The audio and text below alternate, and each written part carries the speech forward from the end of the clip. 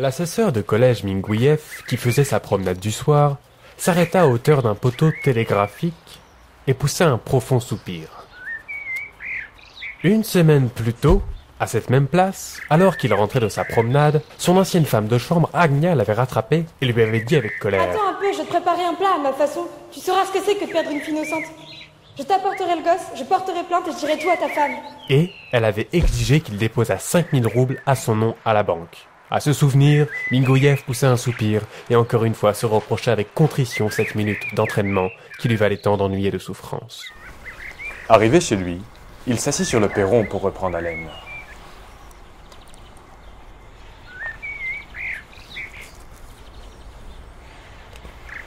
En cherchant dans ses deux poches de quoi allumer une cigarette, il heurta du coude quelque chose de mou.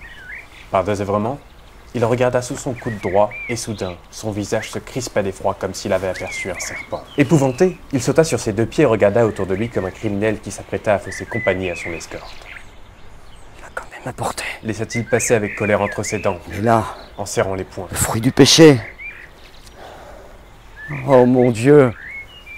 De peur, de colère et de honte, il restait pétrifié. Que faire maintenant? Que dirait sa femme si elle l'apprenait? Que diraient ses collègues?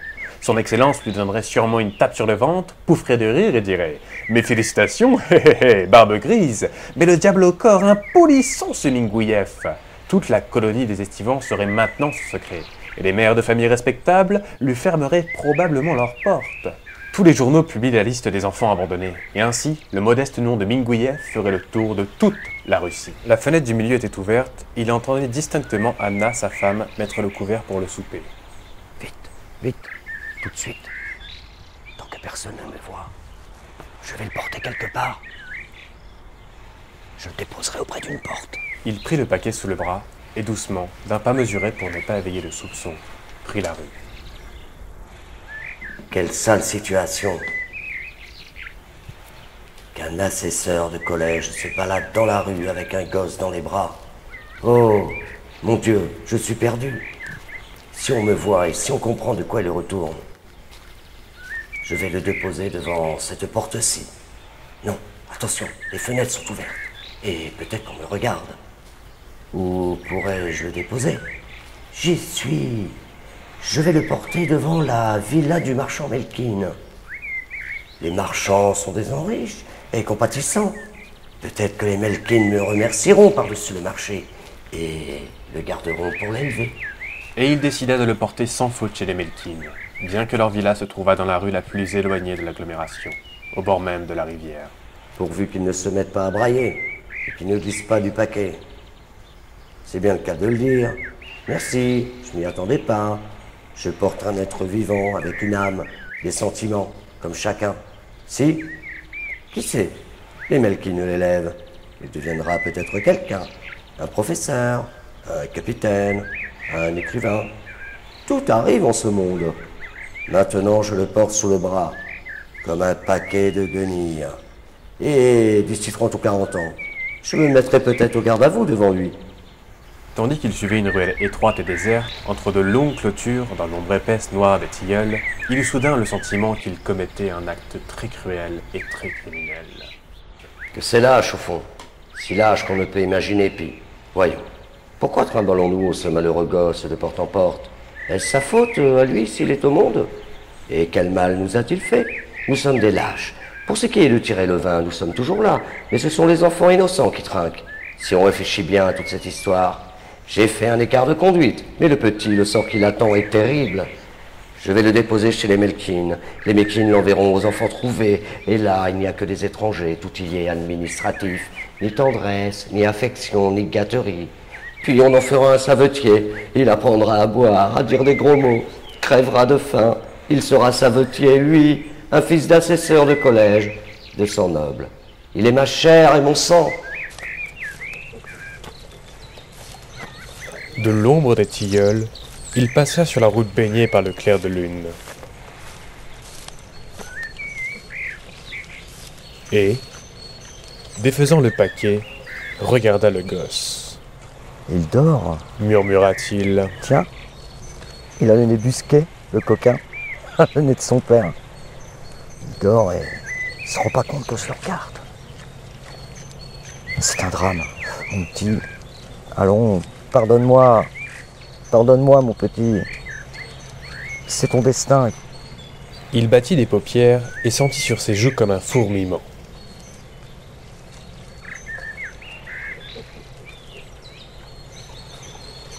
Il recouvrit le bébé, le reprit sous son bras et poursuivit sa route.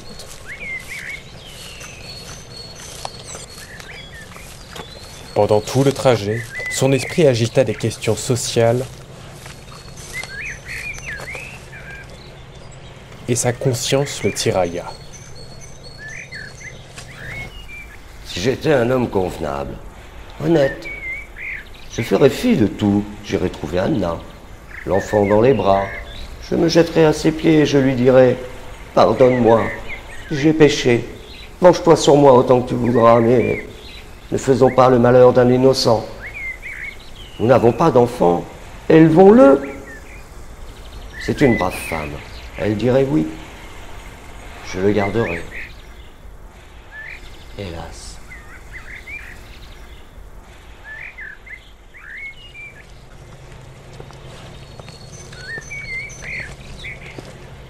Il s'approcha de la villa des Melkin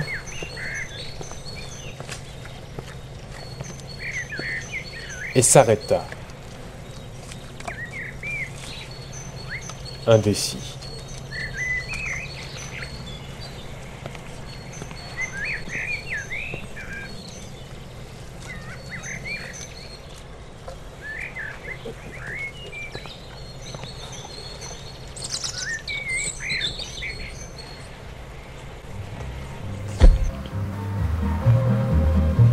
Il se voyait chez lui, dans son salon, en train de lire son journal. Contre lui, un gamin au nez busqué jouait avec les glands de sa robe de chambre. En même temps, son imagination lui montrait ses collègues qui clignaient de l'œil et son chef qui pouffait de rire et lui tapait sur le ventre. Au fond de lui, à côté de sa conscience qui le tiraillait, il y avait quelque chose de tendre, de chaud, de triste.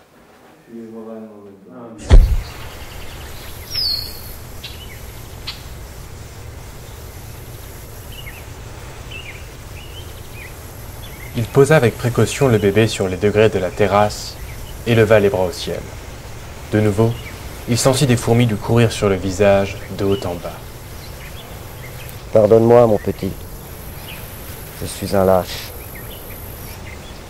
Ne m'en veuille pas.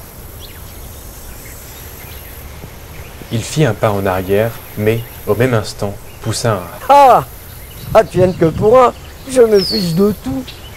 Je le prends chez moi et les gens diront ce qu'ils voudront. » Il prit le bébé et revint rapidement sur ses pas.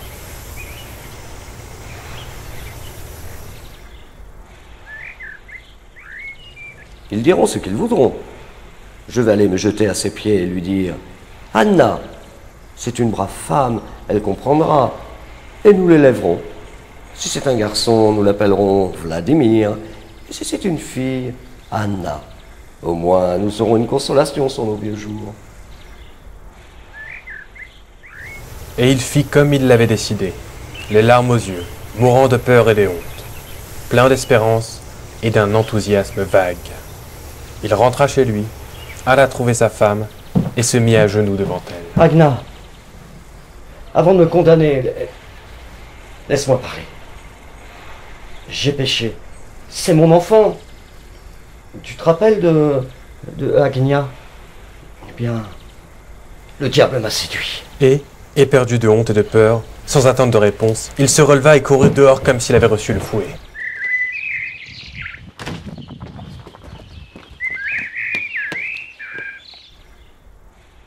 Ermolai, sa bailaïka sur l'épaule, passa devant lui, le regarda et haussa les épaules. Une minute après, il repassa devant lui et haussa de nouveau les épaules. En voilà une histoire, dites un peu. Il y a une bonne femme qui vient de passer, là. La blanchisseuse Axinia. Elle a laissé son marmot sur le perron. L'idiote, dans la rue. Et alors qu'elle était encore chez moi, on a emporté son marmot. Quelle histoire! Quoi? Qu'est-ce que tu dis? Bah, excusez-moi, monsieur, mais tantôt c'est l'époque des vacances. On ne peut pas s'en passer. Des bonnes femmes, je veux dire. C'est un péché, bien sûr, mais qu'est-ce que vous voulez qu'on y fasse? Vous m'avez défendu de laisser entrer des femmes étrangères, c'est juste. Mais où que j'en prendrais une à moi? Avant, quand Anya était là, je ne laissais pas entrer les étrangères parce que... parce qu'on en avait une chez nous, mais maintenant, voyez vous-même, on ne peut se passer des étrangères. Et du temps d'Anya, c'est juste, il n'y avait pas de désordre, parce que... Fous le camp, gredin! Hurla Minguiev en trépignant. Et il rentra chez lui. Anna, stupéfaite et courroucée, était toujours assise à la même place et ne détachait pas du bébé, ses yeux rougis de larmes. Allons, allons. Ce n'est pas mon enfant, je plaisantais. C'est celui de la blanchisseuse, Ashkinia. Je plaisantais. Porte-le au portier.